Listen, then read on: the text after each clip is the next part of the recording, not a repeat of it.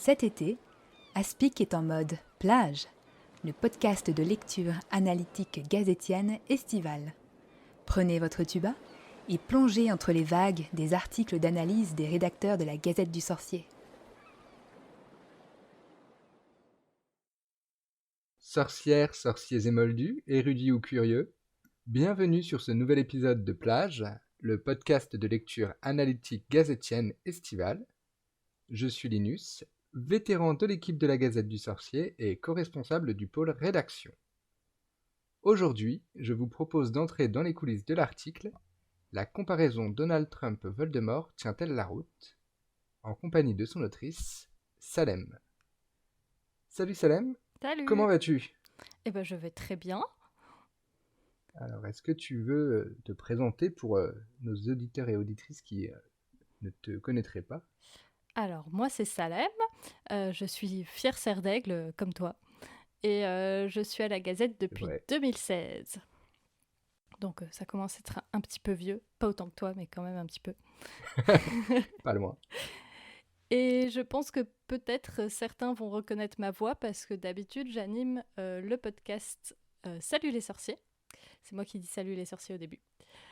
Mais aujourd'hui, j'ai voulu revenir sur mes origines à la Gazette, puisque quand je suis arrivée, j'ai été recrutée pour faire de la rédaction d'articles avant de partir dans les podcasts.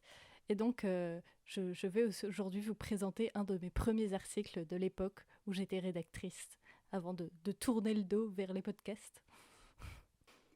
Mais c'est vrai que ça on va faire, on va remonter un petit peu le temps avec notre porte au loin, notre porte au loin, avec notre retourneur de temps. On va utiliser notre retourneur de temps donc pour aller consulter cet article en question, qui est pas tout récent et il date de janvier 2017. Alors, 2017. de quoi est-ce qu'il parlait ?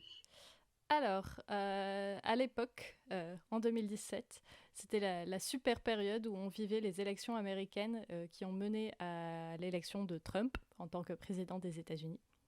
Et donc cet article est parti du constat que plusieurs internautes faisaient des analogies entre Trump et Voldemort sur Internet.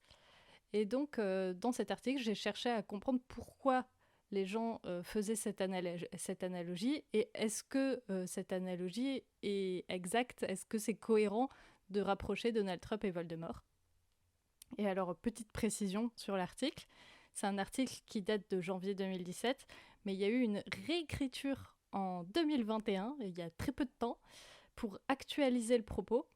Et donc du coup, on va aussi vous parler de pourquoi j'ai décidé de réécrire cet article et de changer un petit peu certains paragraphes, certains points de vue. Tu avais cru au ministère de la vérité de George Orwell et tu as voulu réécrire l'histoire. Exactement. J'ai rayé l'élection de Trump. J'aimerais bien. Bon, bah, d'abord partir des origines quand même et essayer de. Bah, peut-être que tu peux nous expliquer comment l'idée de cet article t'est venue. Alors, ça fait assez longtemps, comme on disait, ça date de 2017. Alors, je me rappelle plus exactement d'où l'idée est venue. Je crois que c'est une des personnes de la Gazette qui avait vu un article passer qui montrait les analogies qui ont été faites entre Trump et Voldemort et qui a proposé cette idée parce que à la Gazette, on a tout un espace où on peut proposer des idées d'articles et si ça interpelle quelqu'un, il peut rédiger cet article. Donc du coup, je pense que c'était comme ça. Je sais que c'est pas moi qui ai eu l'idée, c'est une idée que j'ai vue, mais je ne saurais pas dire si c'était simplement les tweets qui sont passés ou si c'était déjà un article rédigé qui m'a inspiré. D'accord, ça venait donc du cerveau collectif C'est ça. de la Gazette. Ah, c'est beau. Euh, N'est-ce pas ? Mais du coup, bah, l'idée était collective, mais ensuite c'est quand même bien toi qui a préparé cet article. Alors comment tu t'y es pris ? Où est-ce que tu as pu mener tes recherches ? Sur quelles sources tu t'es appuyé pour construire un petit peu ce texte ? Alors il faut savoir que quand je l'ai écrit, ça faisait pas longtemps que j'étais à la Gazette et j'avais écrit seulement un seul article d'analyse. Donc du coup, c'était que le deuxième, en plus sur un sujet historique actuel. Donc c'était vraiment pas ma spécialité. Et du coup, j'ai beaucoup été aidée par, à l'époque, Puppet, qui était des membres de la Gazette, qui n'est malheureusement plus avec nous aujourd'hui, et qui est prof d'histoire, et qui du coup m'a beaucoup aidée sur ce point de vue analytique de la situation politique. Et donc, je me suis basée là-dessus. Je me suis également beaucoup basée sur des articles de presse. Donc, il y avait un article en particulier de Esquire, un article de BuzzFeed qui recensait tous les tweets qu'ils avaient vus passer, des articles du Huffington Post, de USA Today, qui sont tous des médias en ligne américains, donc anglophones. Et c'est à partir de ces artistes, du coup, journalistiques et de l'expertise de Puppet que j'ai rédigé la première version de l'article. Très bien. Du coup, en écrivant cette première mouture, même si à l'époque, évidemment, tu ne savais pas que tu reviendrais dessus 5 ans plus tard, 4 ans plus tard, est-ce qu'il y a des choses qui t'ont marqué, que tu as apprises, découvertes, surprises peut-être? Alors, à l'époque, je trouvais que c'était assez compliqué d'écrire sur quelque chose qui nous arrivait, sur lequel on n'avait pas de recul, et quelque chose qui était plutôt effrayant. L'élection de Trump, c'était vraiment quelque chose de nouveau, on ne savait pas ce que ça allait donner. Et du coup, c'était très intéressant de travailler avec Puppet pour essayer de comprendre comment on peut essayer d'analyser, de comprendre quelque chose qui se passe en ce moment même et sur lequel on n'a pas beaucoup de recul, ce qui est assez difficile et ce qui fait comprendre que plusieurs années après, j'ai fait une deuxième version de l'article parce que cette fois, j'avais le recul nécessaire pour analyser cette situation inédite. Oui, c'est sûr que ça, plus on a de documentation, donc a priori, plus le temps passe et plus plus il y a de matière pour rédiger. Et on a eu le temps aussi de se faire une opinion plus construite. Et du coup, cette opinion plus construite, c'est ça qui t'a amené à remettre l'ouvrage sur le métier cette année, ou il y a eu autre chose? Alors la raison qui a fait ressortir cet article, c'est que on ressort régulièrement des articles pour les inclure dans la version papier de la Gazette. Alors le petit moment promo, si vous voulez acheter la version papier, rendez-vous sur Tipeee. Et donc quand la personne qui est en charge, donc Noémie qui fait ces versions papier, veut inclure nos articles dans la version papier, elle nous demande de les relire pour pouvoir déjà les réduire parfois en nombre de caractères pour que ça rentre dans les encarts dans lesquels il y a besoin. Et puis surtout pour voir s'il y a des fautes d'orthographe, des choses comme ça qui seraient passées à la trappe. Et en relisant l'article pour répondre à ces besoins, je me suis rendu compte que depuis 2017, il y avait certains propos qui avaient besoin d'être mis à jour et qui avaient besoin d'être changés. Et j'ai été aidée par cette fois Marjolaine et Ciel qui m'ont donné un coup de main pour mettre à jour cet article. Et du coup, ce coup de main, il a consisté en quoi? Est-ce que ça a été plus sur l'analyse, sur la recherche, oui, de sources? Alors, en fait, j'avais déjà réécrit une première version où j'avais rajouté quelques sources personnelles, notamment des travaux de recherche que j'avais lus pendant mes études. Donc, parce que j'ai pas mal travaillé pendant mes études sur les fan studies, donc les études des fans. Et donc, il y avait certains des comportements qui étaient décrits dans l'article sur lesquels je savais beaucoup plus de choses maintenant et donc j'ai pu étayer ces propos. Et j'ai aussi, il y a aussi Marjolaine qui a relu l'article et qui m'a dit mais en fait ton article il est hyper négatif sur les fans alors qu'en fait il y a des travaux de recherche qui prouvent que quand on utilise une analogie comme ça, c'est pas parce qu'on connaît rien et que nos seules références c'est Harry Potter dans la vie, mais c'est parce que on utilise ces références pour essayer de comprendre une situation qui est extrêmement complexe et aussi pour enclencher des mécanismes de résistance. Donc elle venait justement de lire les travaux de Anne Besson, qui a écrit le livre Les pouvoirs de l'enchantement, sur lequel elle a rédigé un article sur le site de la Gazette, si je ne me trompe pas. Et du coup, elle m'a apporté certains éléments qu'elle avait pu lire dans le livre. Et enfin, j'avais beaucoup de mal à écrire une conclusion sur cet article, maintenant qu'on avait 2 propos plus nuancés. Et cette fois, c'est Ciel qui m'a aidée. D'ailleurs, toute la conclusion, c'est entièrement de elle, parce qu'elle a fait une magnifique conclusion que j'avais pas eu une virgule à changer. Et donc, du coup, voilà, j'ai eu l'aide de 3 personnes au total avec ces 2 versions pour rédiger l'article. C'est vrai que cet article, maintenant montre vraiment bien les côtés, l'intérêt de rattacher une situation réelle à ce qu'on peut trouver dans la littérature, et en même temps apporte des nuances nécessaires. euh, et je trouve ça vraiment intéressant et vraiment bien amené, parce qu'on le retrouve au final dans presque chaque paragraphe, cette touche de nuance. Mais ça, je pense que c'est aussi Et, venu en travaillant pas mal sur les fan studies, parce que c'est vrai que d'un point de vue extérieur, et je pense qu'on pouvait le voir dans l'article original, c'est que souvent on pense que les fans, c'est des gens un peu bêtes qui regardent avec des œillères l'objet dont ils sont fans. Et en fait, pas du tout. Il y a plein d'études depuis qui ont montré qu'ils avaient un immense pouvoir réflexif, un immense pouvoir de résistance avec des choses dans lesquelles ils ne sont pas d'accord. Et je me suis perdue dans ce que je disais. Je ne sais plus pourquoi je disais ça. on va retrouver. Si, non, mais effectivement, le fait de passer par le prisme de ce qu'on connaît, de toute façon, à partir du moment où on prend du recul ensuite, mais si c'est un point d'entrée, eh ben, ça veut dire qu'on cherche justement à se raccrocher à ce qu'on connaît pour réussir à mieux comprendre une situation donnée. Mm.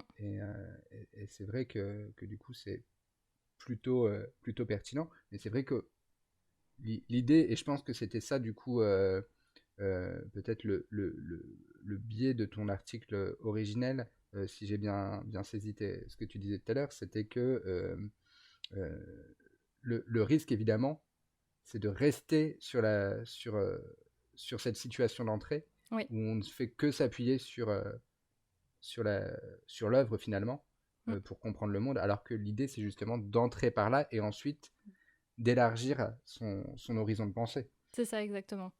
Vraiment de creuser plus profondément et de ne pas rester en surface. Et c'est aussi quelque chose que j'ai pu voir, encore une fois, quand j'ai écrit l'article, ça faisait pas longtemps que j'étais à la Gazette. Et ça faisait pas longtemps que j'étais investie dans un fandom. Et du coup, j'avais pas du tout aussi la même vision de comment les gens peuvent s'approprier la chose et creuser beaucoup plus derrière. Et maintenant, au bout de plusieurs années à la Gazette, je vois à quel point on peut réussir à utiliser Harry Potter comme point d'entrée sur un propos et après à creuser extrêmement profondément. Je pense que vous pourrez le vrai. témoigner avec tous les articles qu'on a pu rédiger. D'aller vraiment très profondément sur certains sujets et dépasser complètement le simple truc c'est un méchant, et ben comme le méchant de l'histoire. Ah, et puis à l'époque, même si je dis à l'époque, ça fait 4 ans, mais 4-5 ans, mais c'est vrai que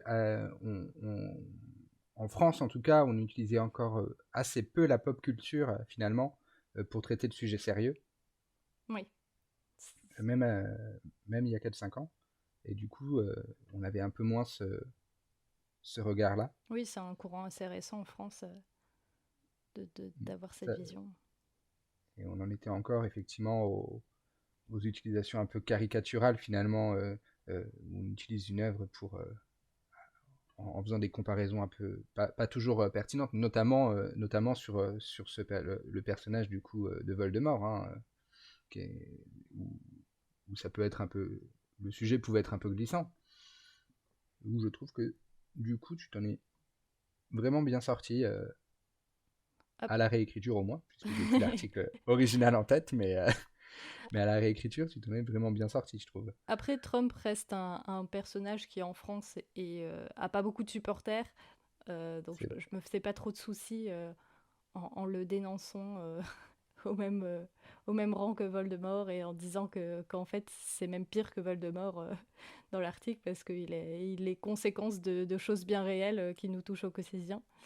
Donc c'était pas non plus un énorme risque de dire ça, mais, Non, c'est vrai. mais c'est vrai que bah, parler politique, surtout quand on n'a pas l'habitude de le faire, c'est toujours un peu effrayant. On se dit qu'on va peut-être dire des bêtises et que tout le monde va se moquer de nous. Mais en fait, ça va, ça va. Oui, mais de toute façon, on a le droit de dire des bêtises. Hein. On a le droit de dire des bêtises. L'important, c'est de reconnaître qu'on en a dit éventuellement après. C'est ça. Et de modifier son article 4 ans après pour enlever toute trace. Ah, mais c'était pas pour enlever des bêtises, c'était pour justement élever le débat, élever la discussion. C'est encore plus intéressant dans ces cas-là. Et être un peu moins négatif aussi. Je pense qu'il y avait aussi du fait que d'écrire un article au moment où quelque chose de négatif vient d'arriver, bah forcément on écrit un article qui est plutôt négatif, alors qu'aujourd'hui quand on a pu voir toutes les résistances qui ont été mises en place depuis, on a une vision un peu plus d'espoir dans la rédaction de l'article. Il y a probablement ça comme différence finalement entre ces deux versions de ton article. C'est la version initiale était vraiment sur les personnages Trump et Voldemort, et finalement maintenant peut-être que tu parles aussi plus des fans, Oui. plus que seulement des personnages. Je pense que j'avais un peu oublié quand j'avais rédigé la première version que c'était des personnes qui faisaient cette analogie. Et je m'étais trop concentrée sur l'analogie en elle-même et pourquoi du coup elle n'était pas pertinente parce que bah, c'est pas forcément les mêmes personnes. Alors que la nouvelle version, elle cherche vraiment à comprendre mais pourquoi des personnes ont eu besoin de faire cette analogie à un moment critique de l'histoire et qu'est-ce que ça a apporté. Après, je ne dis pas que tous les mouvements contestataires de Trump sont intervenus aux États-Unis grâce au fait que des gens l'ont comparé à Voldemort, mais je pense qu'il y a certaines personnes qui ont peut-être été un peu sensibilisées ou du moins rassurées sur la situation grâce à cette analogie. J'espère. Oui, sûrement. Et puis, je pense aussi que tu es peut-être aussi moins parti sur une comparaison vraiment à l'identique des deux personnages avec le recul, parce que c'est aussi grave qu'aient pu être les propos, voire les actions de Donald Trump au final. C'est vrai que Voldemort a quand même été comparé aussi à des personnages un chouïa plus au parcours un chouïa plus dramatique, on va dire quand même. Et c'est vrai que mettre de la nuance dans l'article, du coup, permet de faire en sorte de montrer que on les compare, mais il n'y a pas d'identification entre les deux. C'est ça, oui. Mais ça, encore une fois, c'est grâce à toute l'équipe qui a relu l'article et qui a apporté sa vision du propos. Et c'est quelque chose qui est constant à la Gazette, en fait. Quand quelqu'un rédige un article, il y a toujours quelqu'un qui passe, en particulier si c'est des articles d'analyse, qui passe derrière pour dire bah non, ça t'aurait pu le dire autrement, ça, il y a telle source qui pourrait être intéressante pour toi. Et du coup, d'avoir une relecture des années après par d'autres personnes qui, à l'époque, n'étaient même pas à la Gazette, ça permet aussi de remettre le propos à jour. Oh, mais c'est sûr que on a l'habitude de faire la relecture au quotidien, on va dire, Surtout en cours toi. de rédaction. Mais y revenir 4 ans plus tard, c'est encore plus intéressant. Surtout que là, pour le coup, c'est aussi à toi de décider ce que tu veux modifier dans l'article, et tu te retrouves avec 2 casquettes à la fois. La casquette de relectrice et puis la casquette de l'autrice. Alors, qu'est-ce qu'il faut conserver de l'autrice d'il y a 4 ans et qu'est-ce que l'autrice d'aujourd'hui peut se permettre Et de retirer pour que ce soit... il faut avoir un peu de bienveillance avec le SWAT d'il y a 4 ans et pas dire «Ah, tu connaissais rien à la vie encore, tu savais pas ce qui allait se passer». Et je pense Faut que pas tout effacer, effectivement. oui, c'est ça. Mais je pense C'est que, pas enfin, forcément facile, justement, ça. quand j'ai relu l'article pour la première fois, je me suis dit «Ah, mais il manque plein de choses, en fait, cet article». Je vois qu'il y a déjà, il se base que sur des articles de presse, alors que maintenant que j'ai fait des études universitaires et qu'on m'a appris à faire un travail de rédaction, je me suis ouvert à une autre manière de rédiger. Et du coup, je trouve que c'est vachement limité d'utiliser que des articles de presse.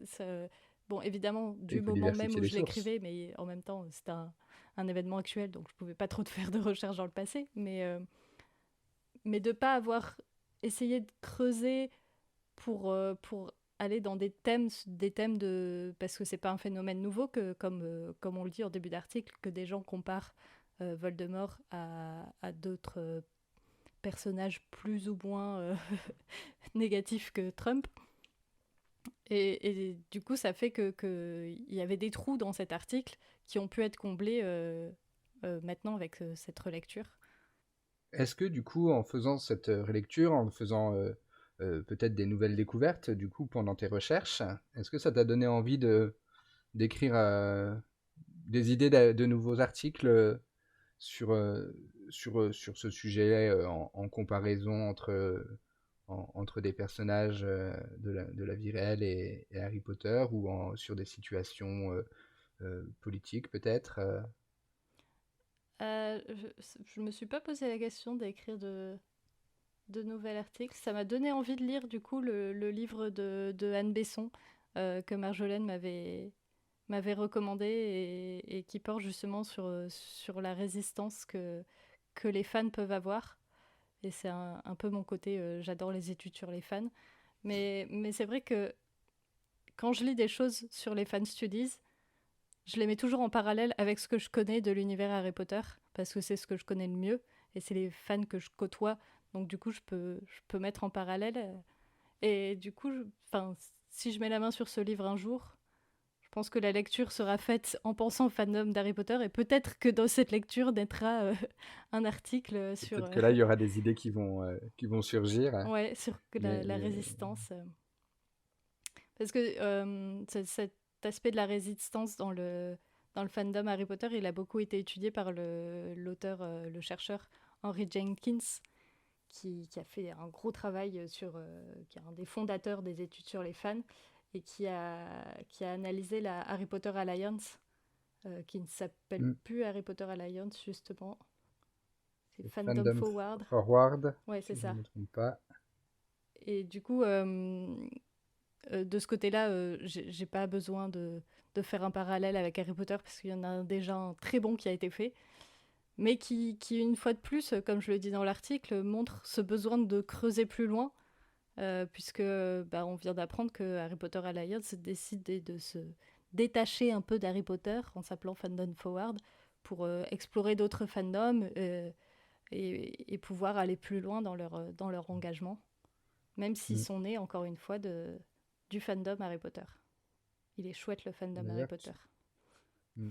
Et d'ailleurs, tu montrais, hein, on voyait dans ton article que cette pratique de partir d'une œuvre de fiction pour comprendre le monde réel, c'était pas uniquement Harry Potter, hein, puisque dans un extrait que tu mettais justement pour nuancer, pour mettre montrer un peu les limites de cette pratique, dans cet extrait, on parle de Rowling, de Tolkien et de George Lucas. Parce Oui, qu'effectivement, ce sont trois grandes sagas quand même assez majeures qui ont enfin une fanbase assez conséquente, mm. notamment aux États-Unis, et qui ont dès l'origine eu justement ce regard. Hein. C'est vrai que c'est pas quelque chose de nouveau, mais c'est finalement d'analyser le monde à l'aune de la fiction. Mm. Et surtout que leurs histoires, elles sont vachement inspirées Mm. des problèmes politiques réels. Tolkien qui a fait la Première Guerre mondiale, ça se voit dans ce qu'il a écrit. Rowling, elle ne le cache pas non plus qu'elle s'inspire de certains faits réels pour écrire Harry Potter et toute la situation avec les Mange-Morts et le ministère de la Magie. même si tous ensuite essayent justement, ces auteurs, de se détacher enfin, de dire justement non, mais c'est pas une allégorie, c'est pas ça symbolise pas tel ou tel événement, tel ou tel personnage, hein. Tolkien notamment a eu beaucoup à le dire. Mm. Rowling aussi un petit peu, même si elle a aussi dit le contraire à d'autres moments, euh, avec une justesse. On a l'habitude avec elle d'avoir plusieurs versions du même. Mais c'est ça. Mais du coup, c'est un peu intéressant de voir comment les faits réels peuvent influencer la fiction, qui elle-même va influencer comment les gens Ouais, interprètent les faits réels.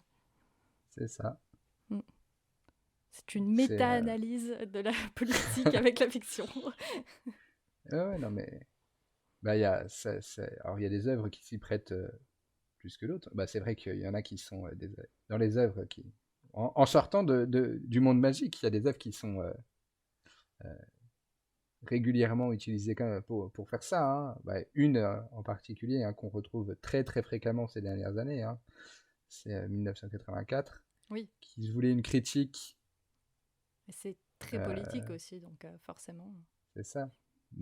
Et derrière, c'est quand même repris. Mais il y a des choses moins politiques. On retrouve la même chose en termes de religion, toujours sur des sujets justement polémiques et sur lesquels c'est toujours un peu délicat de parler publiquement. Mais Mm.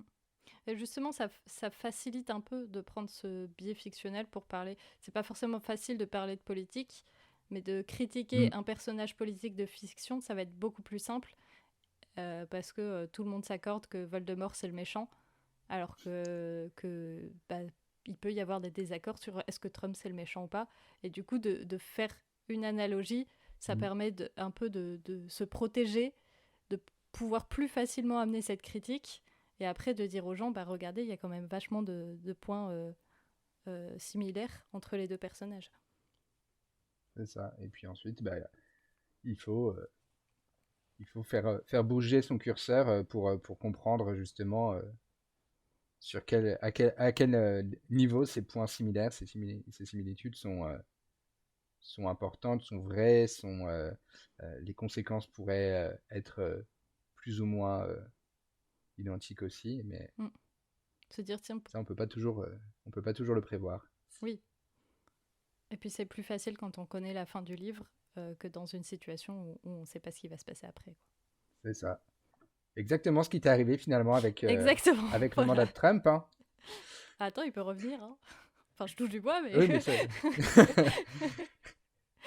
pas avant 3 ans, donc il n'est pas vraiment parti d'ailleurs pour le moment, mais c'est en tout cas, il a clairement changé la société américaine et le parti républicain, hein. Donc il a laissé une trace, Mm. comme alors, lui une trace qui du coup perdure, alors que dans Harry Potter, a priori, dans l'entre-deux-guerres et puis on peut supposer après la guerre, même si on connaît moins ce qui s'est passé derrière, la trace s'est plutôt atténuée. Mais Après, c'est tout l'enjeu de la Gazette, c'est qu'on essaye de faire un peu d'actualité. Et du coup, mm, bah, y a certains de nos vieux articles, si un jour vous ennuyez, que vous allez dans les archives, dont le propos est peut-être plus à jour, mais on y travaille. Les articles sont remis à jour de mm. temps en temps, quand on fait une version papier, quand il y a un événement qui ressurgit. Et puis parfois on a pas, voilà, là ton article, tu as décidé de le reprendre, de le modifier, mais de Oui, le c'est vrai que... compléter d'ailleurs, plus que de le modifier. Mm. Mais parfois, souvent d'ailleurs, à la Gazette, on se fait plutôt pour aller plus loin, Ouais. on prend une suite, on peut prendre le contre-pied d'un article plus Oui, puis c'est vrai que ancien. c'est intéressant de voir ce qui a été pensé à une époque Mm, et de voir maintenant avec de nouveaux éléments.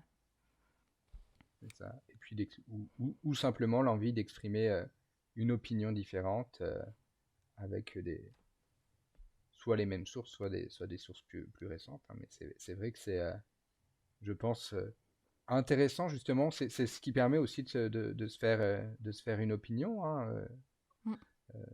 d'avoir des avis contradictoires. Justement, C'est important. je voulais faire un petit appel aux auditeurs, enfin plutôt aux lecteurs des articles. Quand ils tombent sur des articles d'analyse, c'est super intéressant d'avoir des gens qui réagissent souvent avec des gros paragraphes sur le propos de l'article pour C'est vrai. donner leur point de vue. Et ça permet d'avoir d'autres points de vue que ceux de l'équipe qui ont fait la relecture de l'article et peut-être de faire une nouvelle version de l'article avec Faire ces un nouveaux... article réponse, Ouais, un article nuance, un une démenti. interview. Ou Il de y a se plein de battre choses dans les possibles. commentaires pour chacun à son opinion. Ça arrive. Et ouais, Mais c'est hyper stimulant justement d'avoir des sujets comme ça sur lesquels discuter. c'est vrai, c'est vrai. Envoyez-nous vos commentaires. Sauf s'ils sont négatifs. Bon, et ben, Salem, je pense que du coup, on peut se donner rendez-vous pour la sortie de la prochaine version papier dans quelques mois, Tout à fait. pour retrouver cet article dedans et bien d'autres, évidemment. Vous pouvez découvrir ou réécouter les autres épisodes de la série Plage que vous pourrez retrouver sur le flux du podcast Aspic, ainsi que sur le site et les réseaux sociaux de la Gazette. Nous remercions chaleureusement tous les tipeurs et toutes les tipeuses qui nous permettent de vous offrir toujours plus de contenu. Merci. Et pour finir, chère auditrice, chers auditeurs, n'oublie pas, Mouille mouille ta ta nuque nuque d'abord! d'abord.